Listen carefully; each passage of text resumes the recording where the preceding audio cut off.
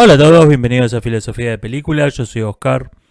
Sócrates nació en Atenas el 469 a.C.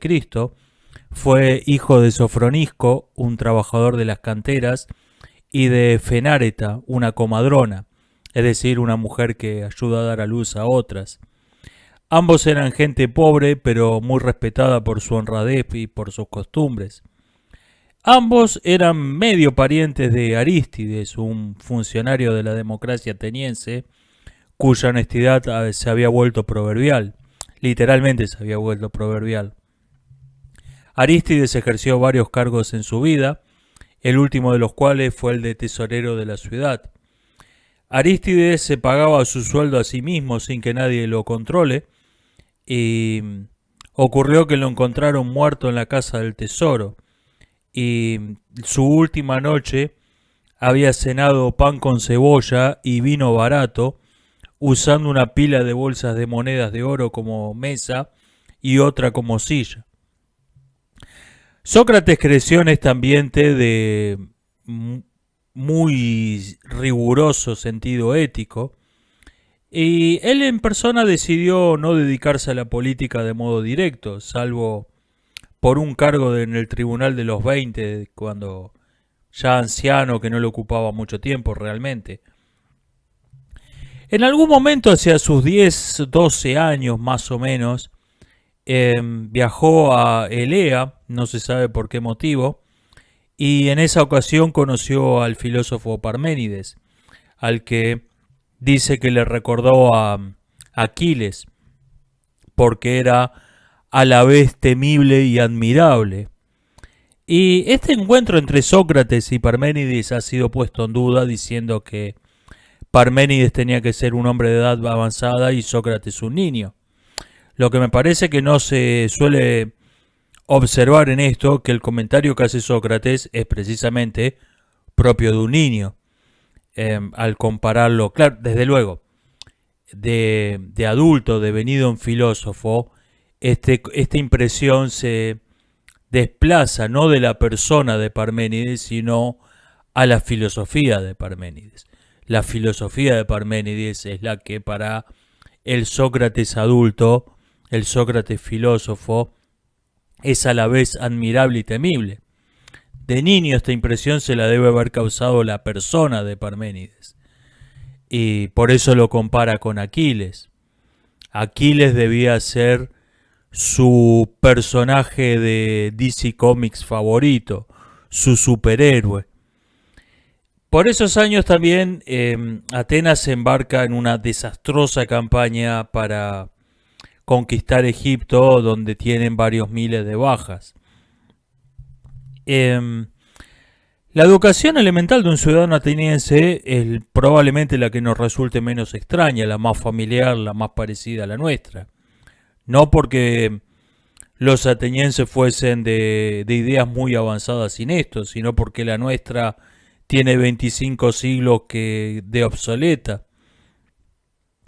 De los 12 o 13 años hasta los 17, el centro de la vida social de los muchachos es el gimnasio. Acá ya empieza a ser diferente la cosa. La educación física se considera central. En torno al gimnasio hay anexas una biblioteca, un aula o pequeña sala de conferencia y un pequeño anfiteatro. La ciudad solo pagaba a los profesores de educación física y afines. De los oradores que frecuentaban el gimnasio, estos eran solamente supervisados por el censor, en el sentido de funcionario que administra el impuesto llamado censo, el cual podía autorizarlo o prohibirle frecuentar el gimnasio. Sin la motivación del dinero, estos adultos que iban al gimnasio mayormente iban de levante, razón por la cual en esa sociedad las relaciones eróticas entre jóvenes y adultos de su mismo sexo mayormente eran aprobadas socialmente. Cuando Platón dice que la pederastia es la fuerza motriz de la educación, esto no es una extravagancia suya que se sacó del sombrero. Así funcionaban realmente las cosas en esa sociedad. A los 18 y 19 años los varones entraban al servicio militar, En ese periodo integraban una fuerza secundaria junto con los veteranos de 50 a 59 años y a los 20 pasaban a formar parte de la fuerza principal.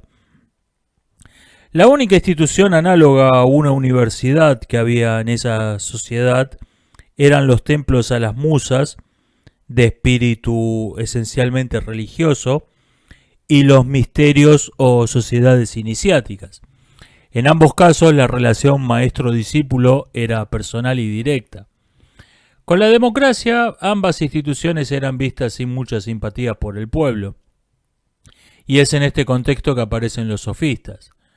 El sofista no es un sabio, un sofos, es un conocedor, es un tipo que sabe. El sofista no concibe el conocimiento como una vocación, en el sentido religioso del término, sino como un arte práctico, y se dedica a enseñar este arte práctico a cambio de un pago. Los sofistas dan clases particulares o seminarios cerrados enseñando un tema puntual a sus clientes, generalmente retórica. Y todos los testimonios que nos hablan de Sócrates coinciden en que era un chapado a la antigua, al que la educación sofística no le agradaba mucho. Entre el 449 entre el 449, y el 446, Atenas se enfrenta a 4 guerras. Primero contra Esparta por el control del oráculo de Delfos. Esta guerra, a diferencia de la guerra del Peloponeso, se limitó a las 2 ciudades, sin involucrar a sus aliados, y no fue ni muy larga ni muy sangrienta. Después envían una armada a la península de Galípoli, instalando ahí una colonia por la fuerza, y tras esto le declaran la guerra Eubea y Megara, quienes esperaban ganarse a la Liga del Peloponeso para su causa. El estratego Pericles se deshace del apoyo espartano enviado a Megara, sobornando a los generales enemigos, tras lo cual derrota las ciudades que se habían levantado contra el dominio de Atenas en el Ática. Sócrates tenía 25 años mientras ocurría esto y era soldado, pero no tenemos ninguna información acerca de su intervención en estos conflictos, si es que intervino de algún modo en ellos. En algún momento, en su juventud seguramente, participa en la competencia del Pancracio en los Juegos Olímpicos con buen desempeño. Los documentos nos dicen que triunfó, pero esto en realidad significa solo que le fue bien, no quiere decir que Sócrates haya ganado el torneo. Por sentido común podemos suponer que esto ocurrió en los Juegos Olímpicos del 448, 444 y o 440, a los 21, 25 o 29 años de edad de Sócrates. Me voy a inclinar por las fechas más tardías, los 25 o los 29 años, por 2 razones. Una, el pancracio es un deporte de mucho contacto físico que no favorece a los juveniles. Y además, Sócrates dudosamente hubiese adquirido la destreza necesaria si no hubiese estado varios años en la infantería ligera de la ciudad, lo cual es coherente con su origen humilde. Así que me inclino que esta competencia fue a los 25 o a los 29 años de la vida de Sócrates, o ambas. Por su buen desempeño en los Juegos Olímpicos, la ciudad le paga a Sócrates el equipo de hoplita, la infantería pesada de la ciudad. El hoplita recibía una paga de una dracma diaria, 2 cuando salían en campaña, y como las obligaciones militares dejaban bastante tiempo libre, la mayoría de los hoplitas tenía algún oficio secundario. Sócrates nunca se dedicó a otra cosa. Y digamos algo sobre la paga de Sócrates como soldado. Una dracma equivalía a 6 óbolos. Un óbolo era el precio de una comida en una taberna, la tarifa usual de una prostituta, el pago de un voto mercenario en una elección. Esta equivalencia es curiosa. y 2 óbolos eran la jornada de un trabajador no calificado.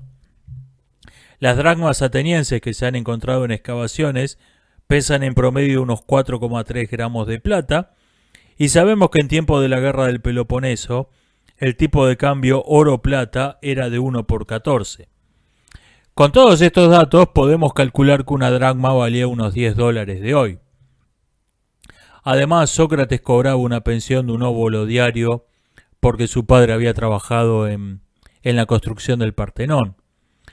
Lo que nos lleva a que los amigos y discípulos aristócratas de Sócrates en realidad han exagerado su pobreza, y este mito dura hasta hoy.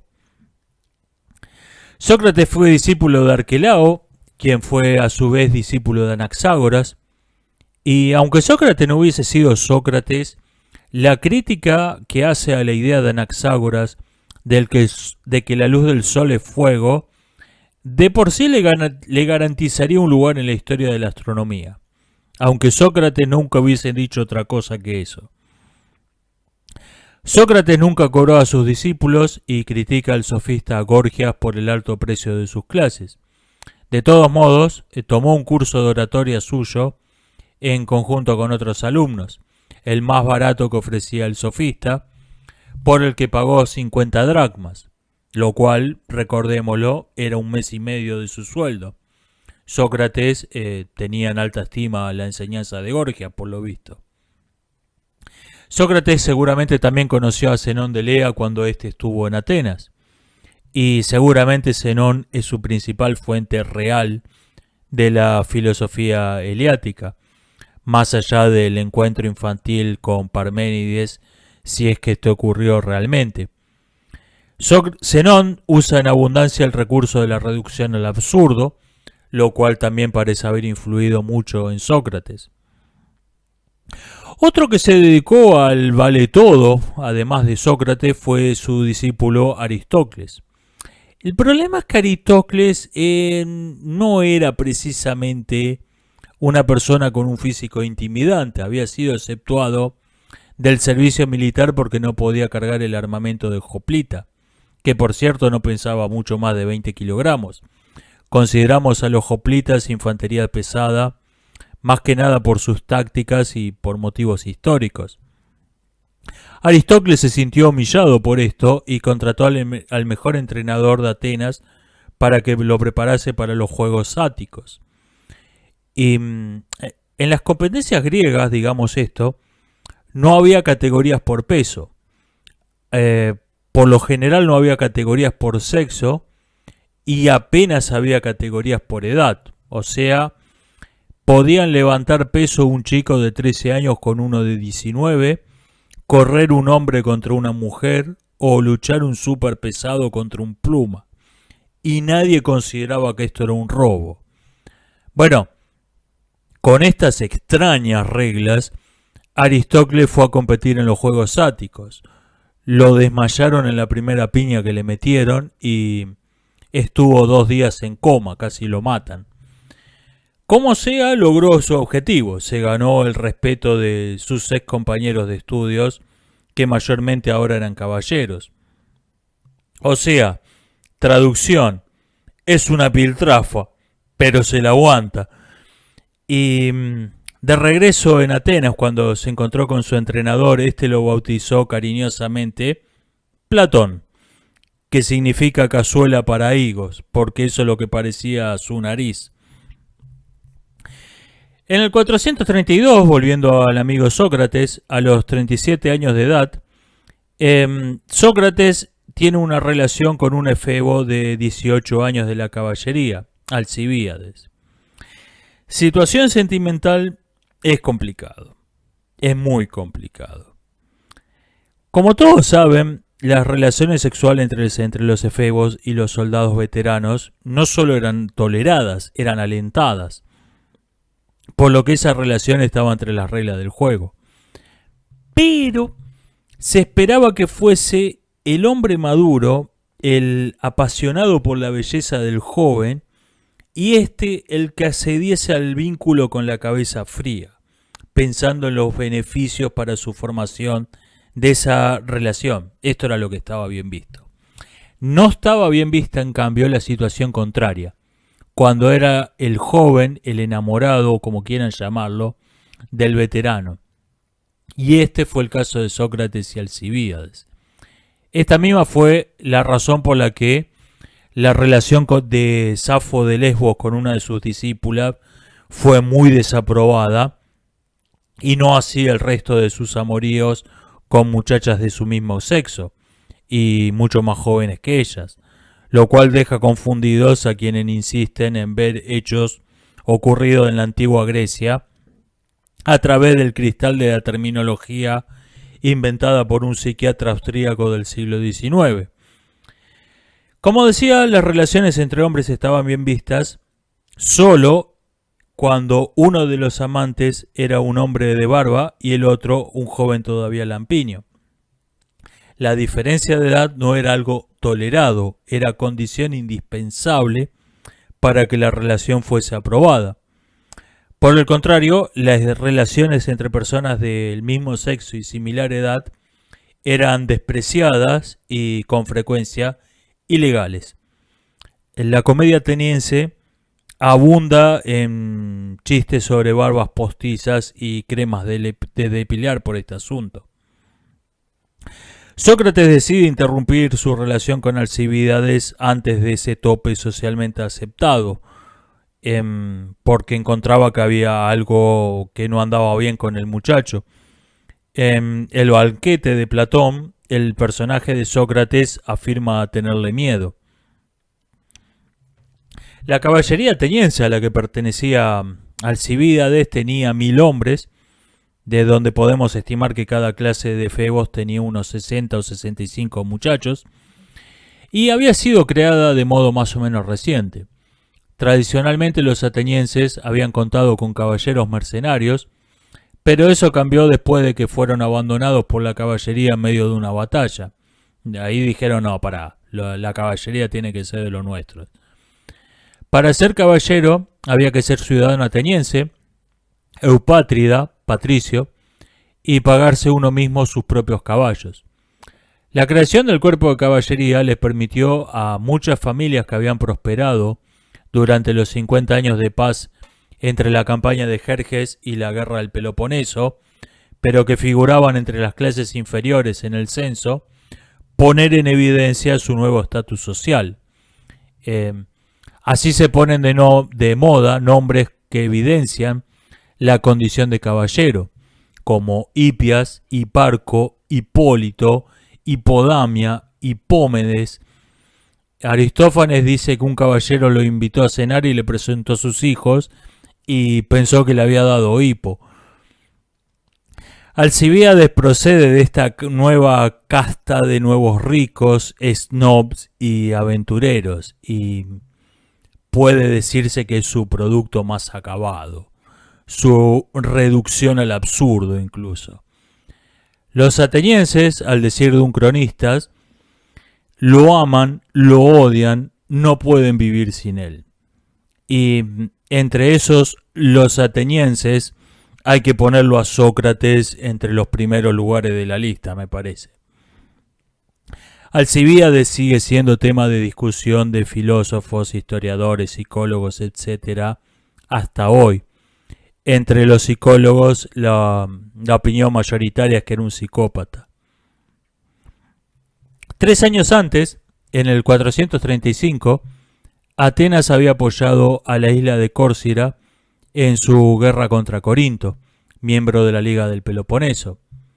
La Liga se tomó represalias indirectas menores con Atenas, pero seguían buscando una salida diplomática a una serie de provocaciones mutuas de creciente gravedad que habían comenzado con una rebelión de esclavos en el Peloponeso en el 464, siendo Sócrates un niño.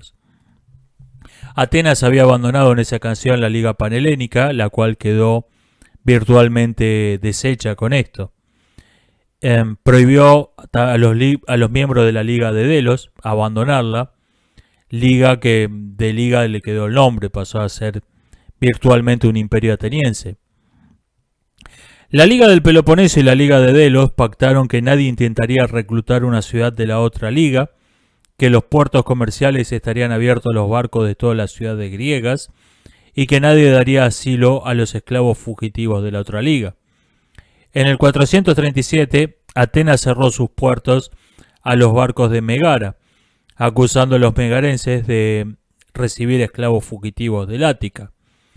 Megara redobló la apuesta, blanqueando el asilo a los esclavos fugitivos, a los que armó y dio tierras de cultivo en la frontera con Atenas. En el 435, tras la victoria de Córcira contra Corinto, la isla se incorporó formalmente a la Liga de Delos, o sea, reclutaron a una ciudad de la Liga del Peloponeso y la sumaron a su propia liga. Los atenienses estaban mayormente convencidos de que la guerra era ya inevitable, mientras que Esparta seguía tratando de encontrarle una salida pacífica al conflicto.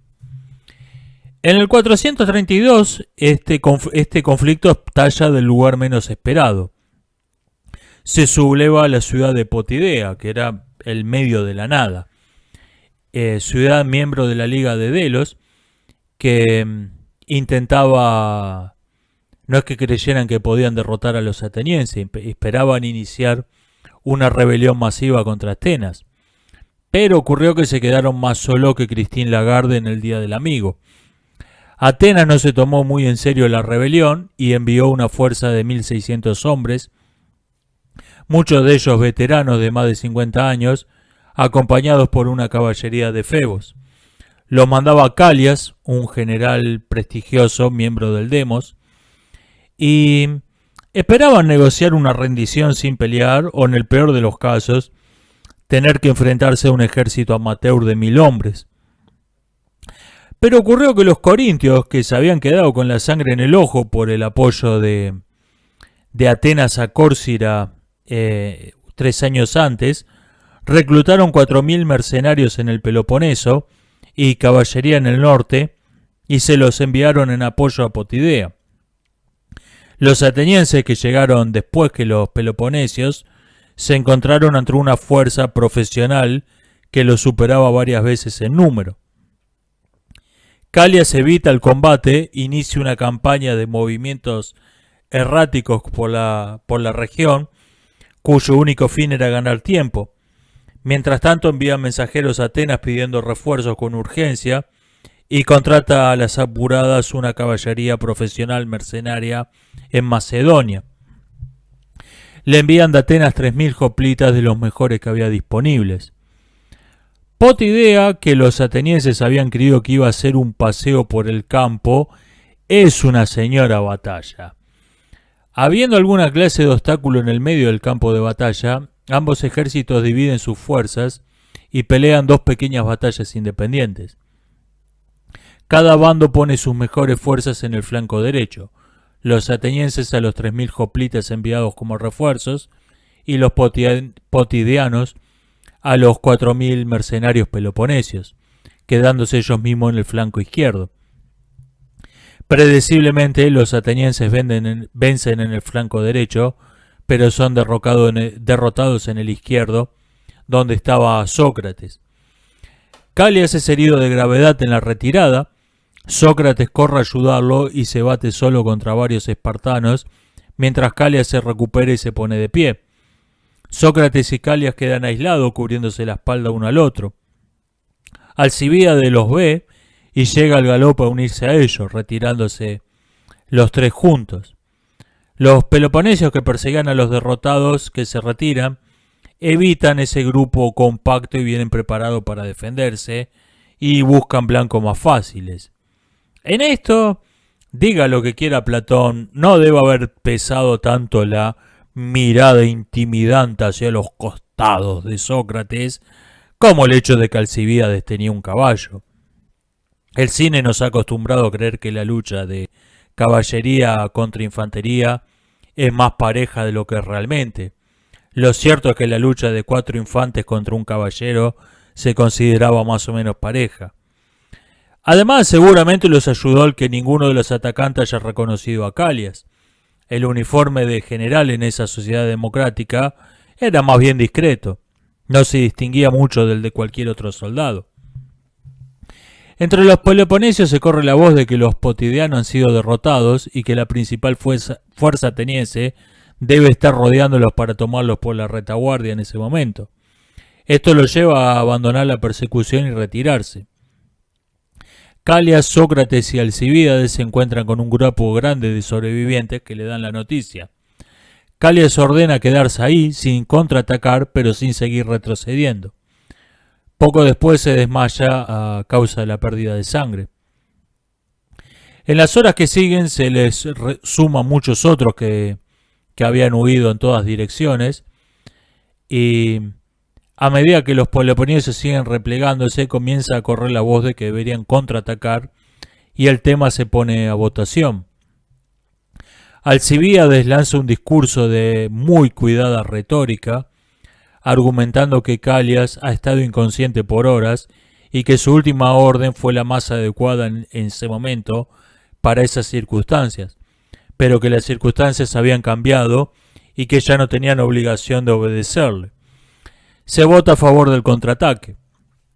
Los hoplitas forman una falange muy compacta con la caballería a su lado y marchan contra los peloponesios, quienes se repliegan sobre una escollera junto a Potidea. La batalla tiene un final inesperado. Desde la escollera, cuya punta estaba a solo unos metros de la ciudad, un potidiano lanza un silbido en clave a alguien sobre el muro de la ciudad. Entonces usan una estratagema que literalmente habían estado preparando por más de un siglo y que un puñado de hombres había mantenido el secreto pasándolo de generación en generación. Derriban el muro junto a la escollera, que en realidad era de utilería, y pasan un puente de madera. Los hombres de la escollera entran dentro de los muros y tras ellos cierran la brecha, esta vez con piedras de verdad. Los atenienses le ponen sitio a Potidea. Calias muere desangrado esa noche a causa de las heridas, y al día siguiente la primera ocupación de los atenienses es nombrar sucesor, y después de ocuparse de este asunto se ocupan de un asunto menor. Era costumbre en Atenas condecorar al soldado más valiente de cada batalla. Tras una breve discusión, están todos de acuerdo en que los candidatos más razonables eran Sócrates y Alcibíades. Estos entonces entablan un debate donde cada uno defiende la postura de que el otro tenía más mérito que él. Sócrates afirma que Alcibíades fue más valiente que él porque él estaba de a pie, mientras que Alcibíades podría haber usado su caballo para huir. Alcibíades, por su parte, resaltó que Sócrates corrió a defender a Calias solo, mientras que él se sumó cuando la pelea era ya más pareja. La condecoración la recibió finalmente Alcibíades, y probablemente esto se debió a que los hoplitas, que eran la mayoría de los votantes, diplomáticamente no deben haber querido ofender a la caballería votando a uno de los suyos. Esparta envía mensajeros a Atenas pidiéndoles que dejen marcharse a los mercenarios peloponesios que estaban sitiados en Potidea. Atenas se niega. Esparta entonces ya no lo pide, les da un ultimátum. Atenas no lo acata y empieza así, queda declarada la guerra. Sócrates se casó en un momento no determinado con Jantipa, o Jantipa, no sé cómo se dirá este nombre, cuya mala relación era célebre.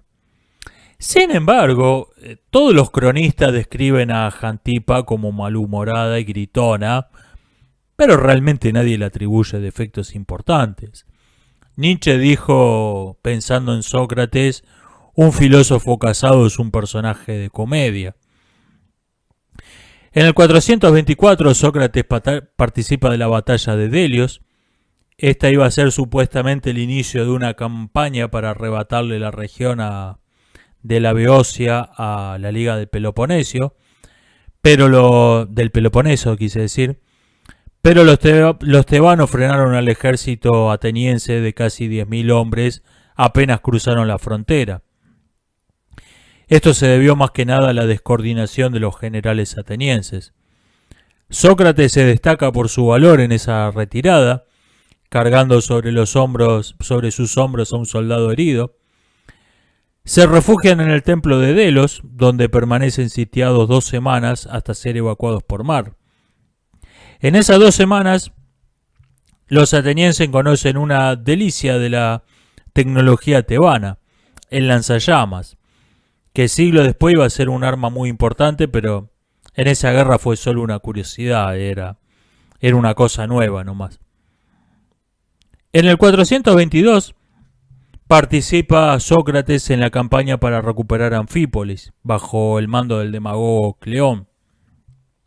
Anfípolis había sido capturada 2 años antes por el brillante general espartano Brásidas. Atenas, mientras tanto, había sido devastada por la peste, sufrió una crisis de refugiados dentro de sus muros largos y su principal interés estaba en la guerra de Mesenia. Anfípolis era secundaria. Esto explica que hayan enviado un hombre de 48 años en una campaña larga.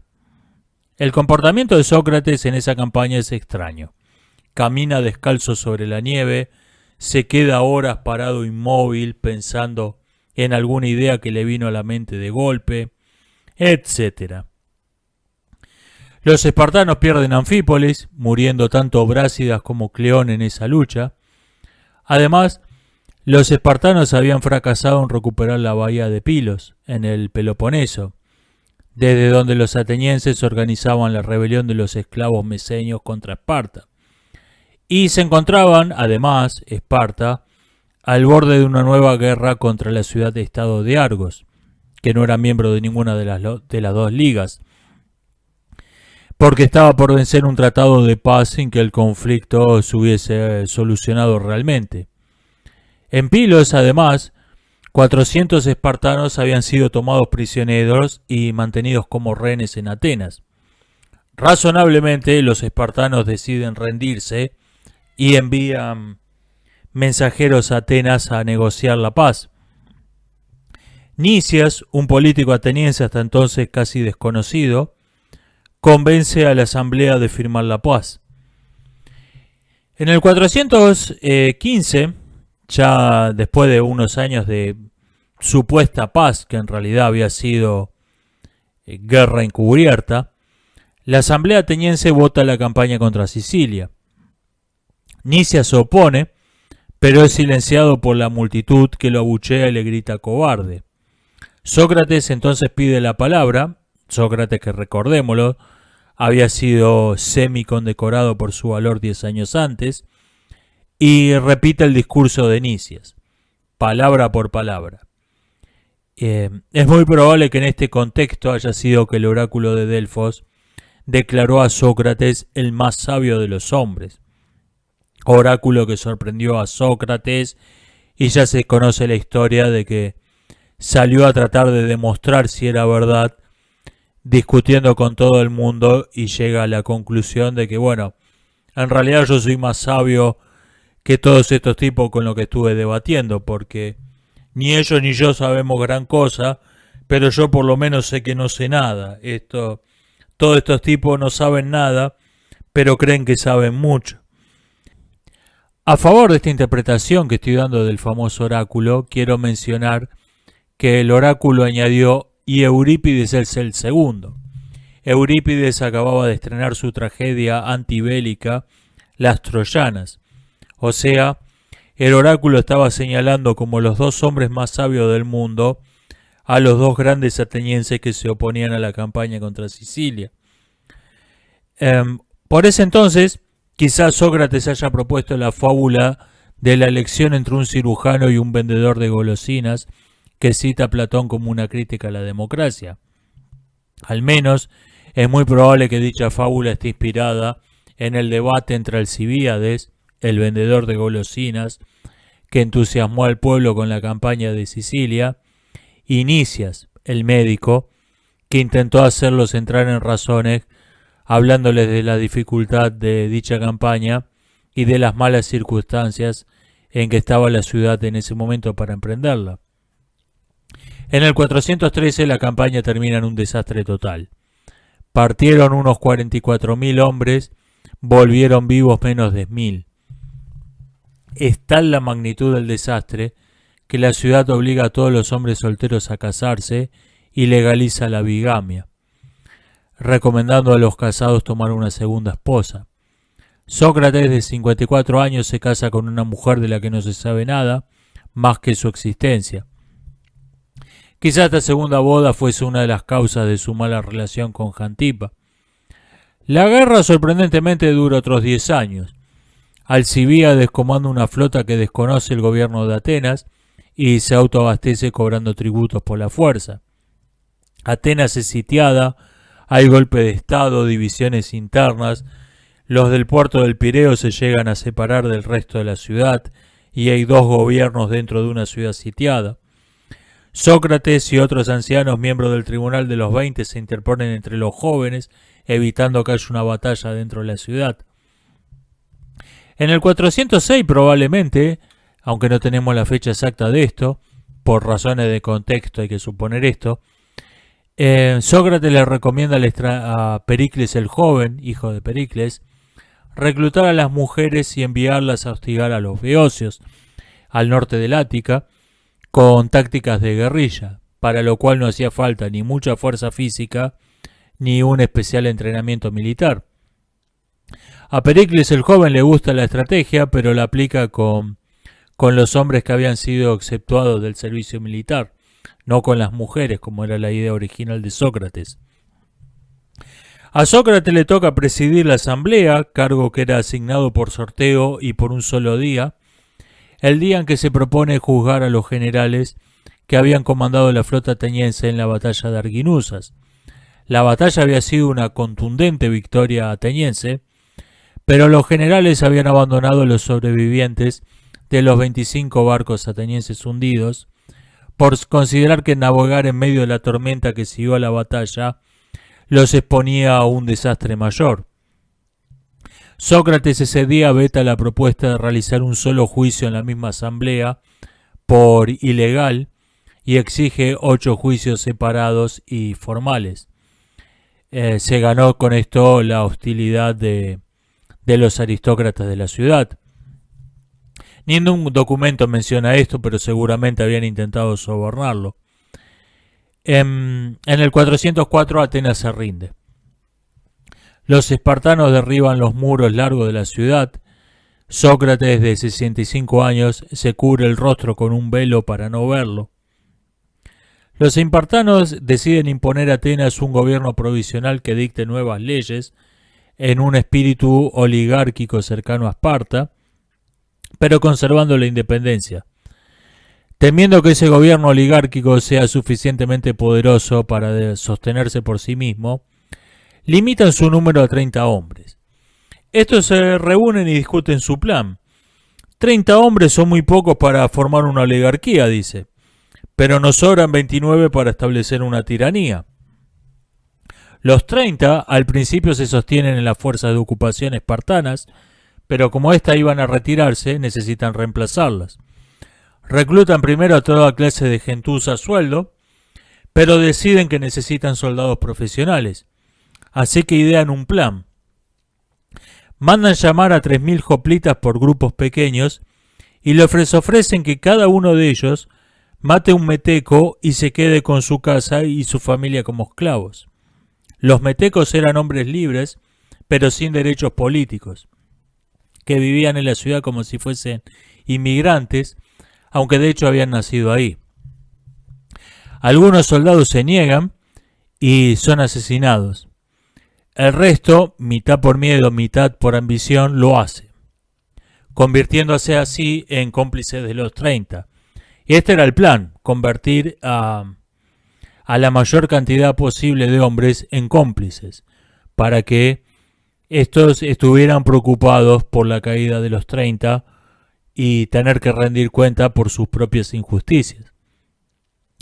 Sócrates, aunque estaba retirado, es convocado y enviado a cometer uno de esos crímenes, pero se va a su casa.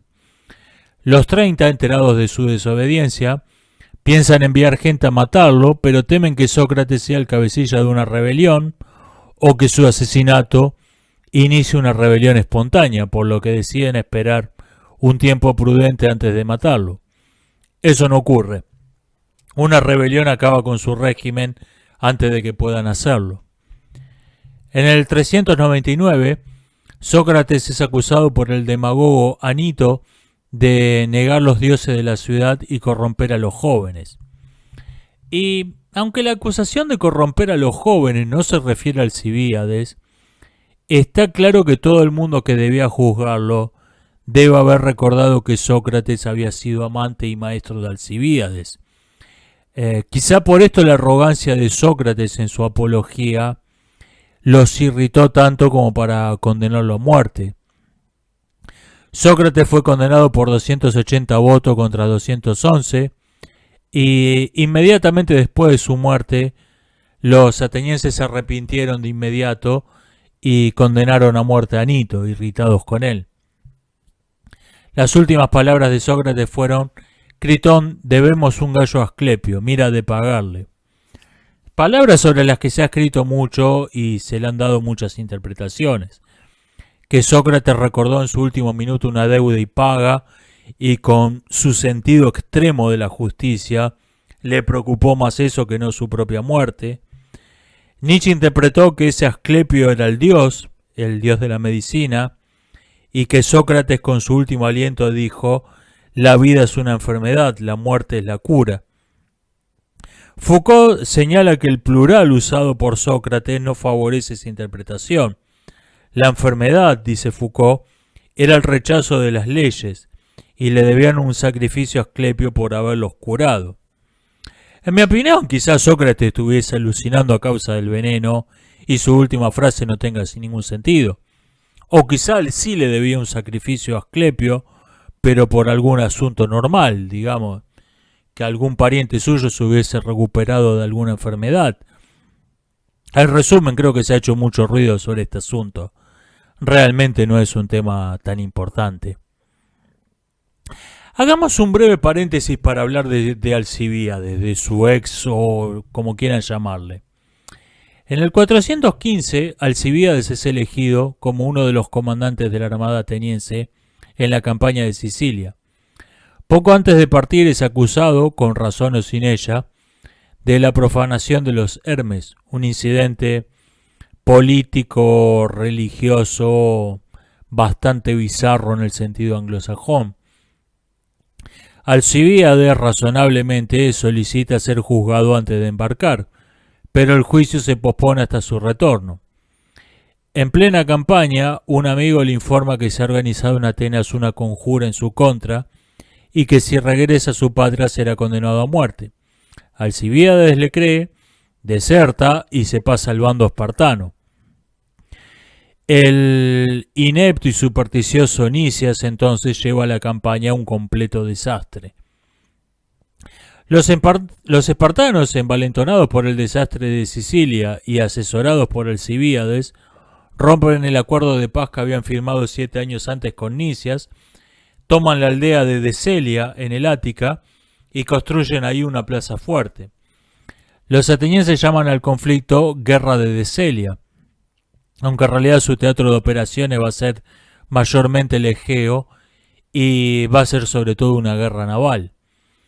Durante esta última fase de la guerra del Peloponeso, Alcibíades va a ser indultado y va a cambiar de bando de nuevo. Al producirse un golpe de estado en Atenas, desconoce el nuevo gobierno y continúa la guerra por su cuenta, financiando su armada con la recaudación de tributos en nombre de la ciudad. Ocurre que al ser destruida la armada ateniense en la batalla de Egospótamos en el 404, los espartanos de inmediato navegan a Atenas y la sitian. Alcibíades, que ya no estaba al mando y recibió la noticia de la batalla, de la derrota en Asia, intenta jugar una última carta para salvar a Atenas. Trata de negociar una alianza con Persia, pero es traicionado por un gobernador persa, partidario de Esparta, y asesinado en casa de un amante persa que tenía Alcibíades por unos sicarios. Aunque en vida despertó odios y amores por igual, después de la guerra la opinión general en Atenas al respecto de Alcibíades era muy negativa. Y téngase esto en cuenta, cuando Sócrates es acusado de corromper a los jóvenes, aunque la acusación se refería formalmente a otro mocoso del que no se sabe casi nada y que Sócrates en realidad apenas conocía. Todo el mundo que debía votar en su juicio debe haber recordado que Sócrates había sido amante de Alcibíades, y su voto debe haber sido más sobre este hecho que no sobre el asunto puntual que en teoría debían juzgar. Al no haber dejado nada escrito Sócrates, es difícil separar su pensamiento del de sus discípulos. Sus críticas eran por lo general prácticas. Parece ser que defendió la propuesta de que se enlistara a las mujeres en la infantería ligera, pero en realidad esta idea es menos original, menos revolucionaria de lo que se suele creer. Para empezar, desde cualquier punto de la ciudad era visible una estatua de una mujer armada, la diosa Atenea. En la campaña de Anfípolis, Sócrates seguramente había visto mujeres soldado entre sus aliados eolios. Y por otra parte, cuando venís de sufrir 43.000 bajas, si un rastrillo se puede tener parado y sostener un escudo, es un soldado. Sócrates aparece en los apuntes de Jenofonte, probablemente el que nos da un retrato más fiel del Sócrates de carne y hueso. Por un lado aparece como un sabio popular que aconseja a artesanos, estrategas y hombres prácticos en general, una especie de octavo sabio de Grecia. Y por otro, como un filósofo teórico con su grupo de discípulos intelectuales. Sócrates predicó una vida sencilla pero sin privaciones, gustaba de los banquetes y su tolerancia al alcohol era tan admirada como su pensamiento. Por esto no es raro que de él deriven escuelas tan dispares como los antisténicos y los epicúreos. Sócrates refutaba a los falsos sabios mediante el proceso de la reducción al absurdo, pero lo hacía no mediante afirmaciones, sino mediante preguntas irónicas demoledoras. En griego, eironeia tiene un significado más específico que el castellano ironía. Significa alguien que piensa exactamente lo contrario de lo que dice.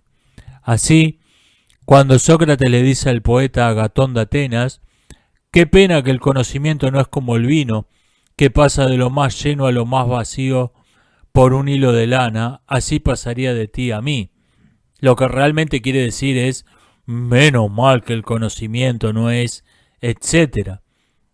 Lo que explica que Agatón le responda que es un insolente.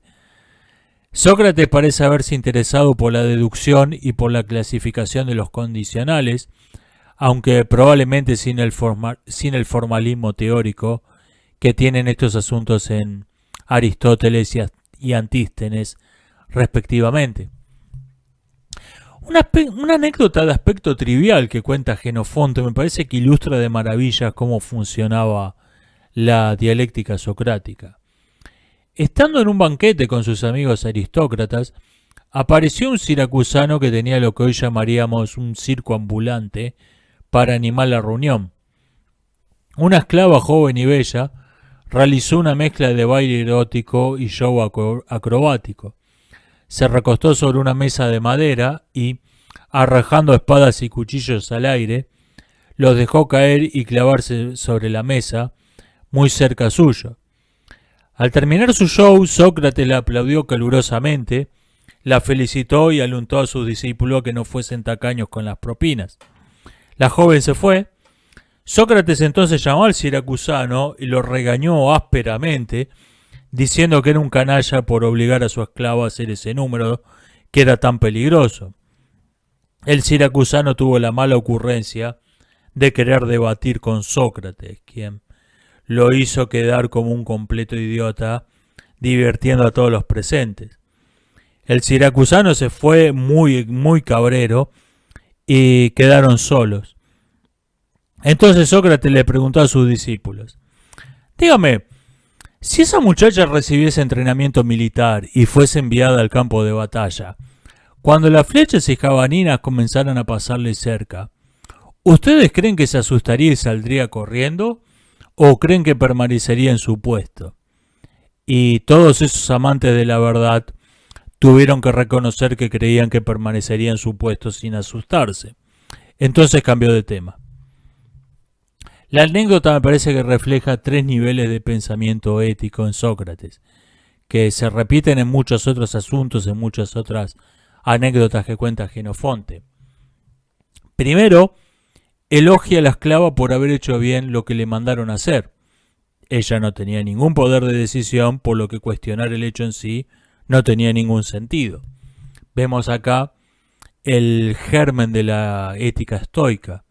Después lo llama a su amo y le reprocha su crueldad. Al margen de la justicia o injusticia del régimen social, añadirle injusticias de cuño propio a la ya institucionalizada sobran. Vemos acá lo que va a ser la ética epicúrea. Y por último, critica el régimen social ante los que había que criticarlo, los filósofos y los estrategas, es decir, los que tenían el poder de cambiar cómo funcionaban las cosas. Este espíritu práctico de Sócrates hace que realmente no exista una filosofía socrática. Sócrates siembra semillas de ideas en sus discípulos y estas semillas van a crecer y van a desarrollarse de modo independiente, mezclándose en mayor o menor medida con los pensamientos propios del discípulo. Por eso es otro hombre práctico, Jenofonte, quien nos deja un retrato más fiel del maestro que no sus discípulos filósofos como Platón. El modo de vida austero y la dialéctica de las comparaciones entre un caso y otro van a convertirse en el estilo de vida y en la lógica de entrecasa o ikeios logos propios de la escuela de Antístenes, que a su vez se va a desarrollar en un sofisticado estudio analítico de los condicionales lógicos durante la época helenística, sobre todo en la escuela estoica. Un autor helenista dirá que pasó cerca de la escuela de la Estoa y oyó dos cuervos que repetían de tanto oírlo: sí, entonces. Y Jenofonte nos cuenta que durante un banquete un hombre se jactó de que su hijo se sabía casi de memoria la Ilíada, a lo que Antístenes le preguntó: ¿memorizar la Ilíada y la Odisea no es lo que hacen los aedos? Y el hombre le respondió que en efecto así era. Antístenes añadió: por fortuna conoces tribu más estúpida que la de los aedos. Esta forma de discutir es obviamente influenciada por la dialéctica de Sócrates. Además vemos en esta anécdota de Antístenes el principio, la misma causa tiene siempre el mismo efecto, a lo que es muy, muy típico de su escuela. Hablando de banquetes, el gusto de Sócrates por la buena vida y a la vez su moderación, que nunca le hacía perder el control de sí mismo, van a inspirar a los hedonistas como Aristipo, de lo que a su vez surgirán los epicúreos de la época helenística. Por último, pero no menos importante, la mayéutica, el hacer dar a luz lo que estaba dentro de la mente de su interlocutor, se va a sistematizar como la lógica de Aristóteles. Mientras que el interés de Sócrates por la astronomía y sus ideas místicas van a ser sobre todo la inspiración de la teoría de las formas de los platónicos. La mayéutica es comparada por Sócrates al oficio de partera de su madre. Como la partera saca la luz de un ser que estaba dentro de otro, la mayéutica hace explícito una proposición que ya estaba de algún modo implícita en las premisas dadas por el interlocutor. Sócrates usa retóricamente este procedimiento de dos modos distintos. Por un lado, para desarmar la resistencia a una de sus proposiciones, haciéndole ver a su interlocutor que esta en realidad no era otra cosa que la consecuencia lógica de proposiciones con las que su interlocutor estaba de acuerdo, o incluso le parecían verdades de perogrullo. Por otro lado, la usa como reducción al absurdo, de las premisas del interlocutor, haciéndole notar que de ella se sigue por lógica una premisa, una consecuencia ridícula o autocontradictoria. So you want to ban guns, right? But the government's corrupt and spends money badly, right? So technically you would be giving your guns to a corrupt government. Then the government, these corrupt people, would be the only ones who had guns.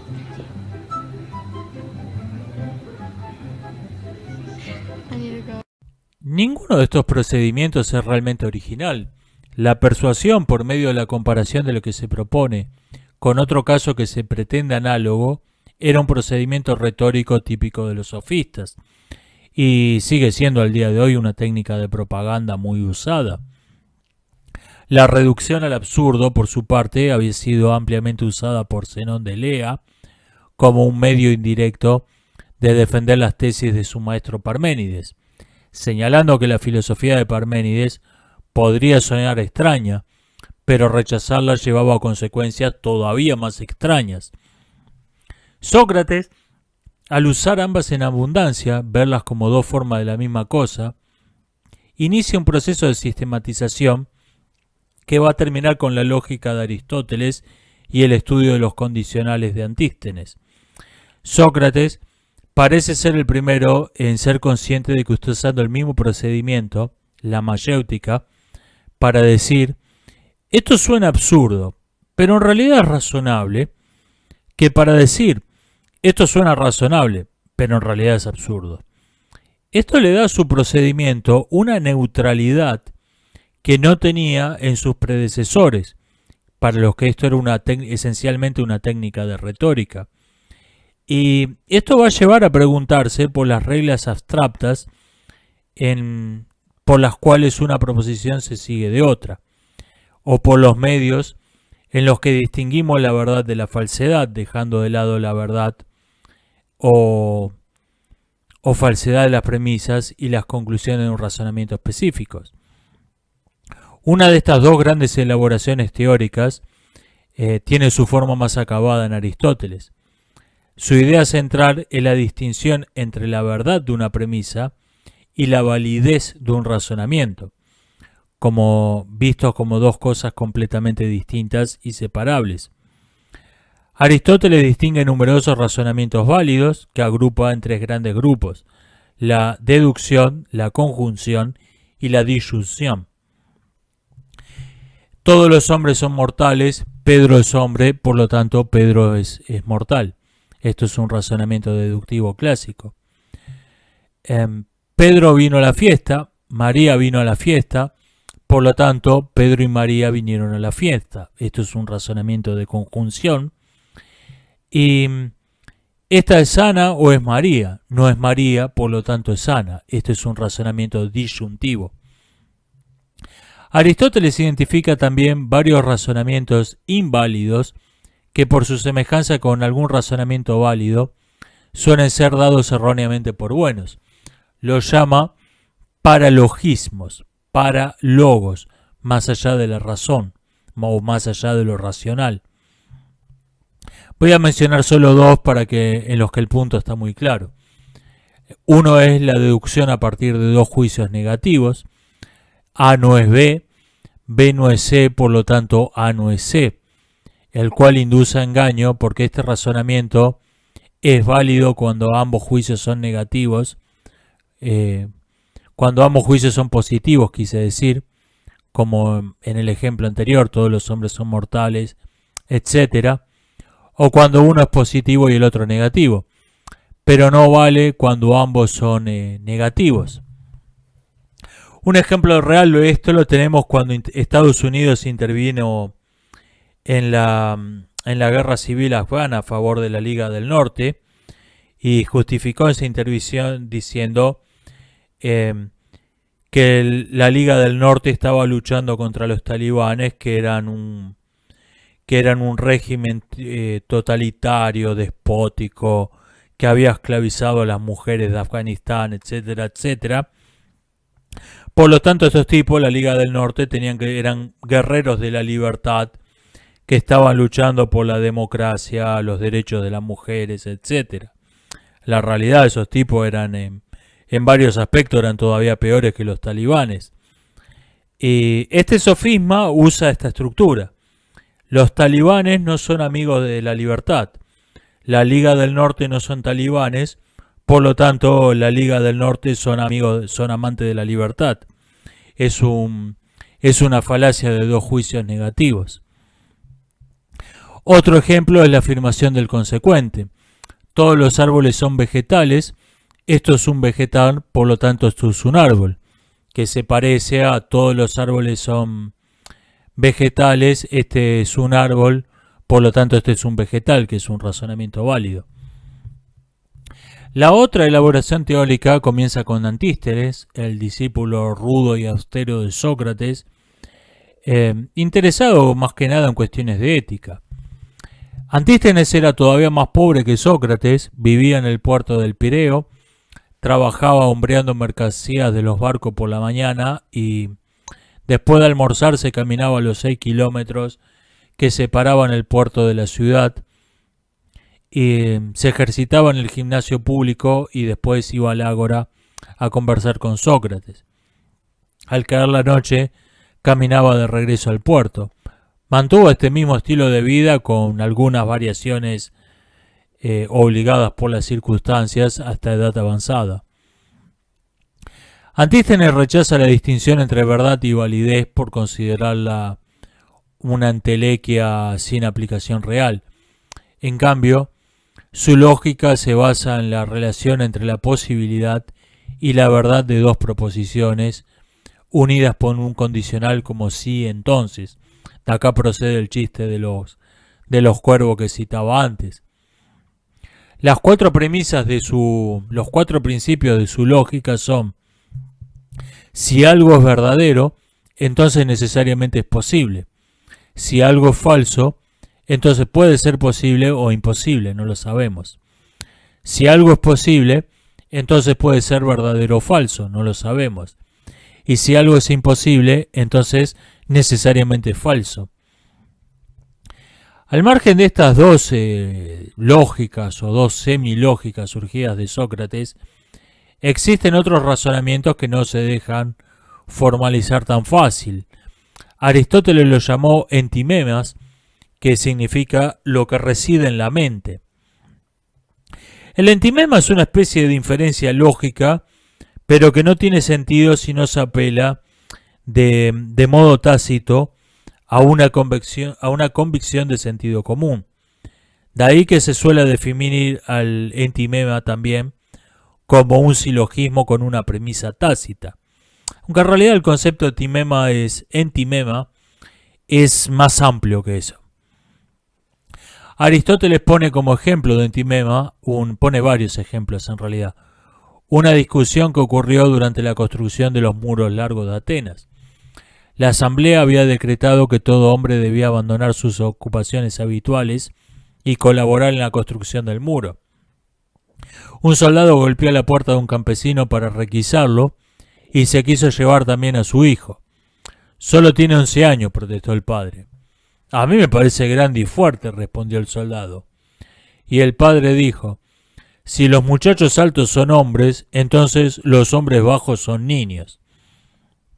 Y este sí entonces forma una especie de razonamiento lógico, pero no hay realmente una inferencia más que retórica en ese argumento. Otros entimemas importantes parecen algo que podría llegar a formalizarse, como es el caso del razonamiento a fortiori, el razonamiento que indica que algo es verdad a la fuerza. Si Bolt puede correr 100 metros en menos de 10 segundos, a la fuerza puede correrlos en menos de 11.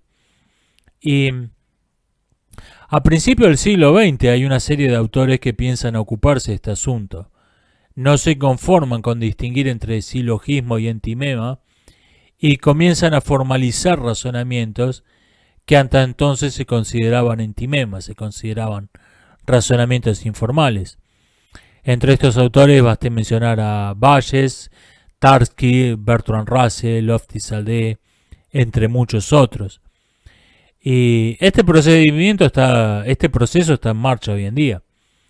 Pero ya ha dejado una cosa en clara: no existe razonamiento, por informal que parezca, que no sea susceptible de ser sistematizado y formalizado matemáticamente. Por ejemplo, cuando un ascensor inteligente intenta, hasta donde sea posible esto, tener siempre un ascensor con la puerta abierta en la planta baja, está usando un sofisticado cálculo matemático para imitar un razonamiento de sentido común. O sea, la lógica siguió avanzando y fue transformando lo que se consideraban razonamientos retóricos en lógica propiamente dicha. Todo este proceso está esbozado, insinuado en Sócrates, pero nada está desarrollado en extenso. Sócrates no fue un teórico, fue un inspirador de la filosofía.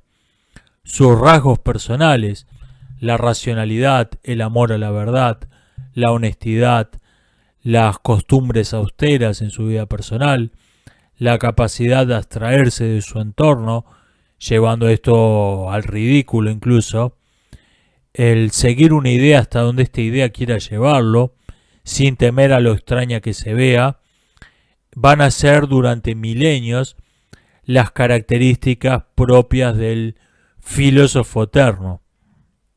Y este me parece que es en realidad el gran aporte de Sócrates a la filosofía. Sócrates hizo bien en no escribir, porque Sócrates no es el autor de un tratado, es un hombre de carne y hueso, y es la primera imagen que nos viene a la mente cuando pensamos en lo que es la filosofía, o quizá mejor dicho, en lo que debe ser la filosofía, en lo que debe ser un filósofo. Nos estamos viendo, hasta la próxima.